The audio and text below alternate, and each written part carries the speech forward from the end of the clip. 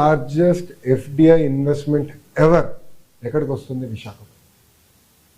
అది మాకు ఈ ప్రాంతం పట్ల ఉన్న చిత్తశుద్ధి. అభివృద్ధి చేస్తాం. నా పైన అనేక ఆరోపణలు గతంలో వేశారు. 99 పైసలకి టాటా టీసీఎస్కి కాగ్నిసెంట్కి ఇస్తున్నా, ఇది కరెక్ట్ కాదని వాళ్ళు ఆనాడు నా పైన ఆరోపణలు చేశారు. పులివెందల ఎమ్మెల్యే గారు కూడా స్వయంగా అది చెప్పారు. ఈరోజు నేను వాళ్ళని ప్రశ్నిస్తున్నాను. చేయాలా చేయకూడదా అని వాళ్ళని ప్రశ్నిస్తున్నాను. టీసీఎస్కి 99 పైసల్లో భూమి ఇస్తాం తప్ప అని వాళ్ళని ప్రశ్నిస్తున్నాం.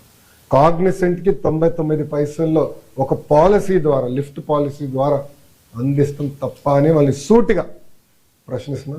ఇక్కడనే కోడిగుడ్డు మంత్రి ఉన్నాడు, ఆయన కూడా మాజీ మంత్రి ఉన్నాడు, కోడిగుడ్డు మాజీ మంత్రి, ఆయన కూడా అడగండి. వాళ్ళు 5 సంవత్సరాల్లో తీసుకురాలేని పరిశ్రమలు మొదటి